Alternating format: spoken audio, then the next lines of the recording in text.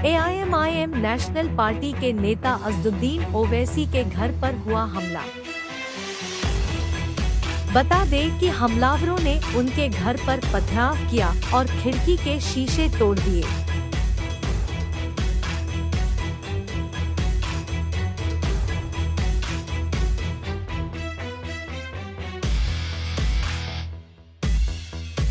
इस पर टिप्पणी देते हुए ओवैसी ने ट्वीट कर लिखा कि मेरे दिल्ली आवास पर फिर से हमला हुआ है।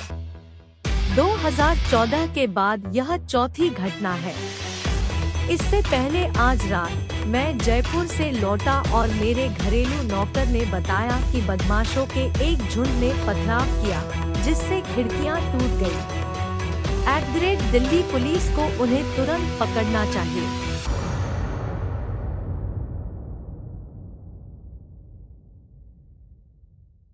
आपके सरकारी आवास पर जो पत्थरबाजी हुई है, इससे पहले भी हुई है, क्या कहेंगे सर? क्या ये घटना हुई जो आपने पुलिस में भी शिकायत दर्ज कराई है? देखिए, जब दिन दहाड़े जुनैद और नसीर को किडनैप करके उनको पीट कर उनको जिंदा जला दिया जा सकता है, तो फिर मैं कौन सी खेत की मूली हूँ।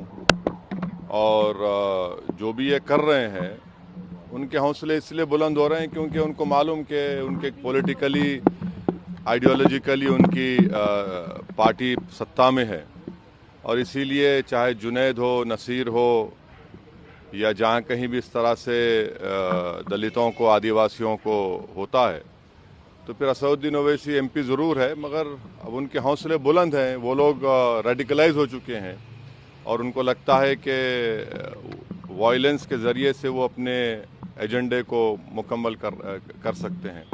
तो ये चौथी मर्तबा मेरे घर पर हमला हुआ है, और आप देख रहे हैं कि 10 कदम के फासले पर दिल्ली पुलिस का हेडक्वार्टर है, और ये बाजू ECI है, हाई सिक्योरिटी जोन है, इतने कैमरास हैं।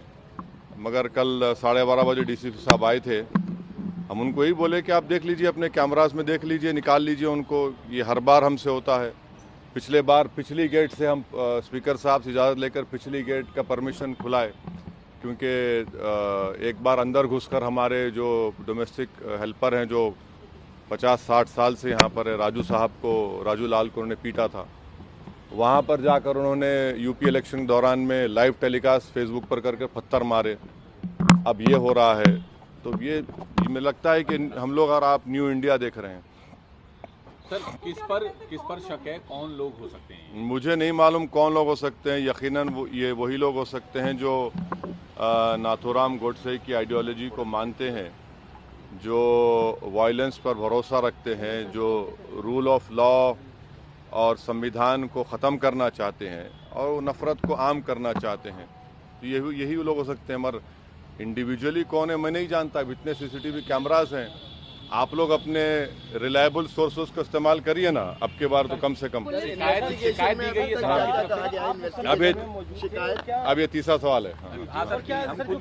जो सर्वेंट या और लोग थे, किसी को देखा उन्होंने पत्थरबाजी करते हुए हमला करते? तो हम जो है कल रात में 11:30 बजे जयपुर से पहुंचे। 2 दिन का हमारा प्रोग्राम था पार्टी का, MIM पार्टी का राजस्थान में।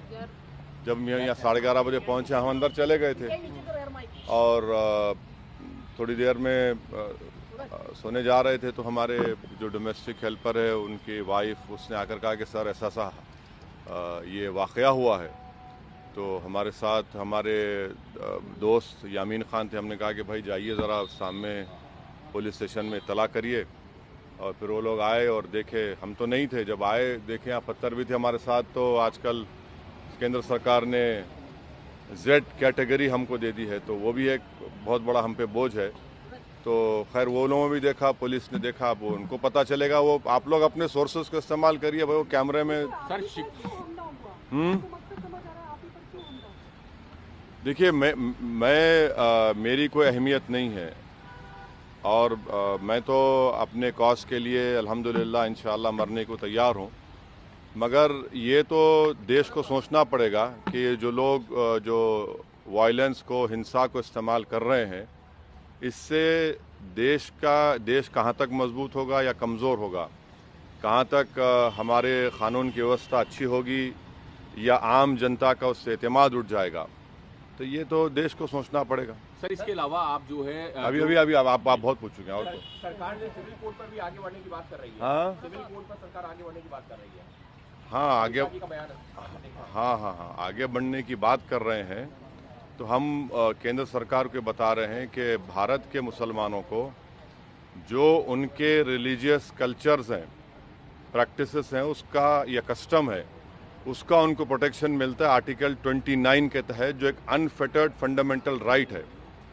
और कोई भी सरकार यूसीसी के नाम पर मुझसे मेरा फंडामेंटल राइट नहीं छीन सकती। सर नासिर जुनैद वाले मामले में आप खुलकर बोल रहे हैं, वो गए भी हैं, राजस्थान भी गए, तब अपने बयानों में भी जिक्र किया। लेकिन श्रीकांत के उस बच्चे के बारे में कोई जिक्र नहीं कर रहा, आपने भी नहीं किया, जिस जब उसकी पत्नी को मारा गया, उसकी मौत बिल्कुल गलत, आपको गलत फहमी है जी। आप ही के मीडिया के लोग ने कल हमसे सवाल किया था, हमने उसका कंडेम किया है। गलत हुआ है, बिल्कुल नहीं होना चाहिए। दो गलतियां मिलकर एक सही तो नहीं हो सकता है ना। तो सर आप परिवार से मिलेंगे, क्योंकि आपने जो जुनैद है नासिर, उसके परिवार से भी आपने आप मुलाकात करवा दीजिए, कम से कम फोन से बात करवा दीजिए, हम बात कर लेंगे। वैसे सर आप नहीं हम बात करने तैयार है, आप बात करवा दीजिए। वैसे साहब आप कह रहे हैं कि चौथी बार ये हमला है, तो आपको क्या एक बारगी हमले के बाद डर बढ़ता जा रहा है आपका? सर देखिए, इंसान जब दुनिया में आप और हम आते हैं ना, तो हर एक को इस दुनिया से जाना है, कोई यहाँ पर रहने वाला नहीं है। तो और मेरे लिए तो मौत खुद एक नई ज़िंदगी होगी मेरे लिए, क्योंकि जब हम अपनी ख़बर में जाते हैं तो उसमें बहुत सी चीज़ें होती हैं और हर एक को जाना है। तो डर किस बात का? डर अगर डर है तो फिर राजनीति नहीं करनी चाहिए, मोदी ईरा में पॉलिटिक्स नहीं करनी चाहिए अगर कोई डरता है तो। वैसे साहब पिछली बार जब इसी तरीके की घटना हुई थी तो हिंदू सेना का इन्वॉल्वमेंट मुझे नहीं मालूम। हाँ, आप सही कह रहे हैं कि जब हमारे घर पर पीछे से हमला हुआ था, फेसबुक लाइव किए थे उन्होंने, उसके थोड़े ही दिन के बाद हापुड़ में हमारी गाड़ी पर गोली चलाई गई थी। अब ये जो वाकया हुआ है, मुझे नहीं मालूम कौन इन्वॉल्व है, ये तो पुलिस आपको बेहतर बता सकेगी वो सीसीटीवी कैमरास देखकर। मगर यहाँ के कमिश्नर पुलिस को और केंद्र सरकार को देखना है कि अगर एक एमपी के घर पर ऐसा हो रहा है तो क्या मैसेज जा रहा है। आप कहते हैं लोग रेडिकलाइज्ड हैं। नहीं, मेरे पास सीसीटीवी नहीं है, जो रोड पर है, जो बहुत से कैमरा से आप देखिए यहाँ पर बहुत से हैं। आप कहते हैं ये लोग रेडिकलाइज्ड हैं, हाँ। तो कौन लोग रेडिकलाइज्ड हैं या किसने रेडिकलाइज किया? नहीं, ये रेडिकलाइज तो जो जुनैद नसीर को मारे वो रेडिकलाइज नहीं, वो तो क्या बोलेंगे उनको? सर क्या उसी की नहीं, ना आप जो है ना, ये ऐसा मत करिए, मुझे नहीं मालूम। मगर आप रेडिकलाइजेशन के आप सवाल कर रहे हैं तो यकीनन ये लोग रेडिकलाइज्ड हैं जो जुनैद नसीर को मारे हैं। आप बताइए कि किडनैप करके एक प्रदेश से मारते हुए ले जाते हैं दूसरे स्टेट में और ले जाकर पुलिस को देते हैं कि भैया इनको अरेस्ट कर लो। पुलिस कहती है कि हम नहीं अरेस्ट करेंगे। उससे पहले पुलिस उनको मारती है जंगल में, फिर ये लोग किडनैप करते, फिर ये लोग मारते, फिर पुलिस कहती नहीं लेंगे, मर जाएंगे, फिर 180 किलोमीटर दूर ले जाकर उनकी लाशों को जला दिया जाता है। तो ये लोग हाईली रेडिकलाइज्ड लोग हैं।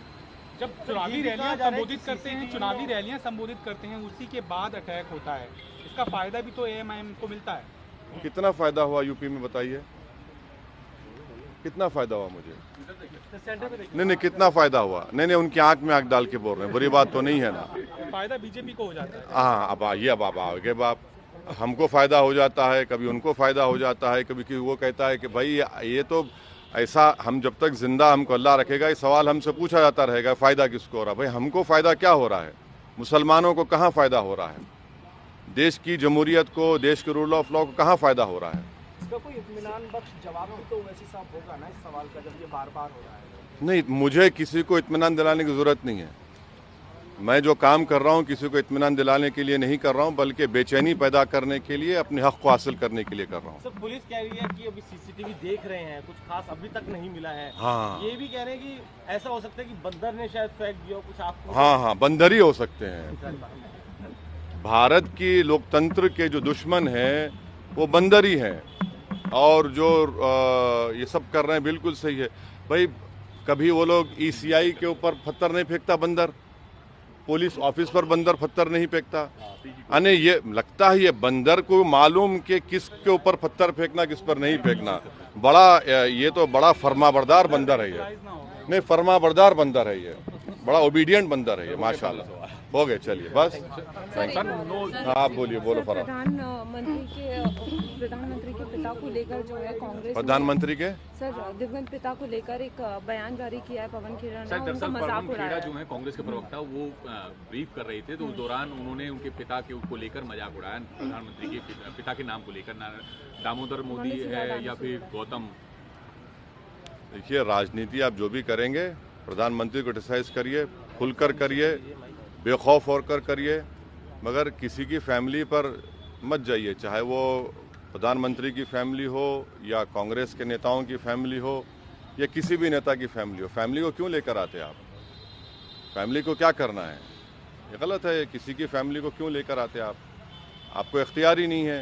यानी इस तरह से आप अटैक करेंगे फैमिली के ऊपर तो ये आपका फ्रस्ट्रेशन जाहिर होता है, और आप जिस मुद्दे पे क्रिटिसाइज कर रहे हैं उस हाइडेनबर्ग पर, वो पीछे हो जाता है और आप लोगों को मौका मिल जाता है। बागेश्वर बाबा बार-बार हिंदू राष्ट्र की हुंकार भर रहे हैं, आप कैसे देखते हैं? क्योंकि वो बार-बार ये कह रहे हैं कि सबके अंदर सनातनी खून है, तो सब वापस आ जाओ। मैडम, आपका नंबर मिल गया शायद उनको, ऐसा लग रहा है। मुझे नहीं मालूम, मुझे नॉलेज ऑफ अनसीन नहीं है। मुझे नहीं, अगर ये लोग बीजेपी के स्पोक्स पर्सन बन गए हैं तो फिर सीरियस लेना पड़ेगा। बीजेपी को कहना चाहिए कि ये हमारे स्पोक्स पर्सन हैं और ये लोग जो बोलते हैं हम कर देते हैं, तो फिर हम बराबर रिएक्शन देंगे। Thank you. जेएनयू में जो विवाद हो रहा है सर, जेएनयू में जो हंगामा हुआ कल, शिवाजी महाराज की जो तस्वीर लगाई थी एबीवीपी के छात्रों ने, उसको लेफ्ट विंग के, ऐसा एबीवीपी दावा करे कि लेफ्ट विंग के जो छात्र थे उन्होंने नहीं, अब मुझे नहीं मालूम कौन किया, मगर जहाँ तक छत्रपति शिवाजी का सवाल है, वो कभी भी मुसलमानों के खिलाफ नहीं थे, और अगर किसी को हिस्ट्री पढ़ा है तो ये बात कहेगा। छत्रपति शिवाजी के जो दादा थे वो मलिक अंबर की फौज में थे, बल्कि जनरल थे, और वो एक बहुत बड़े सूफी को मानते थे। और जब शिवाजी आगरा की किले से औरंगज़ेब के हिरासत से उनके साथ भागे, उनके साथ कौन था? मुसलमान था। शिवाजी की नेवी चीफ कौन था? उसमें कई चीफ मुसलमान था। शिवाजी के जनरल में कई मुसलमान थे। तो ये लड़ाई उस वक्त मुग़ल बादशाह और छत्रपति शिवाजी के दरमियान में थी, मगर अब बाज़ लोग जो है उनको इस तरह से ले जाकर छत्रपति शिवाजी की तौहीन कर रहे हैं। वो तो वो जो कल्याण के नवाब की जो वाइफ उनको वॉर में आई, तो उन्होंने बड़ी इज्जत के साथ, बगैर उसको कोई हाथ लगाए, को तकलीफ पहुंचाने को वापस पहुंचाया। तो छत्रपति शिवाजी की लाइफ को पढ़ने की ज़रूरत है। मगर अब जो लोग ज़िंदगी भर नफ़रत की बात करते हैं, हिंदू मुस्लिम की, हिंदू राष्ट्र की, ये सब बकवास करते हैं, तो वो तो हर बड़े बड़े आइकॉन को हड़पने की कोशिश कर रहे हैं। अब जो कुछ जेएनयू में हुआ वो आप पुलिस देखेगी। मुसलमान था। शिवाजी की